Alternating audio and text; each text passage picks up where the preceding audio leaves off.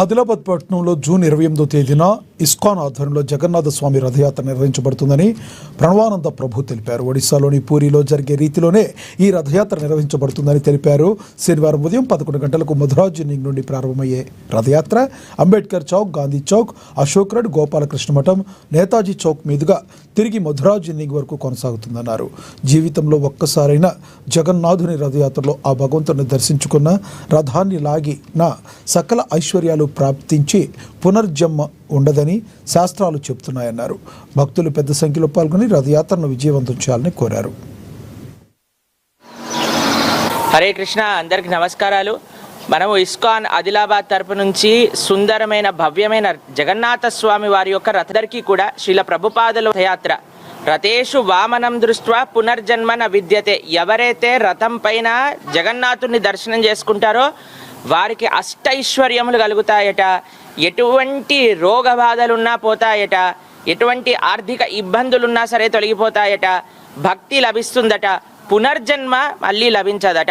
అటువంటి అద్భుతమైన వైభవం జగన్నాథ స్వామి వారి యొక్క రథాన్ని దర్శించటం, జగన్నాథ స్వామి వారి యొక్క రథాన్ని లాగటం, కీర్తనలో పాల్గొనటం అద్భుతమైన అవకాశం. ఆదిలాబాదులో ఉండే వాళ్ళందరికీ కూడా శ్రీల ప్రభుపాదుల వారి యొక్క దయచేత పూరిలో ఉండే జగన్నాథ స్వామి వారి యొక్క రథయాత్ర ఆదిలాబాద్లో జరుగుతుంది. 28వ తారీఖున 28వ తారీఖు శనివారం రోజున సరిగ్గా ప్రొద్దున పూట 11 o'clockకి మనం ప్రారంభం చేసుకుంటాం. మథురాజిన్నింగ్ నుంచి రథం బయలుదేరుతుంది.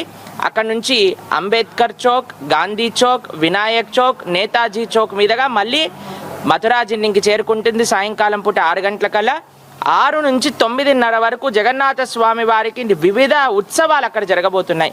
నృత్య సేవ, చప్పన్ భోగ్ సేవ, స్వామివారి యొక్క నామ సంకీర్తన, అద్భుతమైన ఆరతి, అర్చన, పుష్ప సేవ ఇవన్నీ జరుగుతూ ఉన్నాయి. అందరూ కూడా ఆదిలాబాద్లో ఉండే వాళ్ళందరూ కూడా మీ బంధు మిత్ర పరివారం పిల్లలందరినీ తీసుకొచ్చి జగన్నాథ స్వామి వారిని దర్శింపజేసి రథాన్ని లాగి చిట్ట చివరికి జరిగే ప్రోగ్రాంలో కార్యక్రమంలో పాల్గొని చక్కగా జగన్నాథ, బలభద్ర, సుభద్ర, సుదర్శనుల యొక్క పరిపూర్ణ కృపా కటాక్షాలను పొందురుగాక. జగన్నాథుడు సాక్షాత్తుగా శ్రీకృష్ణుడు, బలదేవుడు సాక్షాత్తుగా బలరాముడు, సుభద్రాదేవి సాక్షాత్తుగా అమ్మవారు. సుదర్శన స్వామి ఎవరు దర్శనం చేసుకున్నా వారిని రక్షించే తత్వం కలిగిన వారు. ఆదిలాబాద్లో వైభవమైన రథయాత్ర, అందరూ కూడా పాల్గొనండి.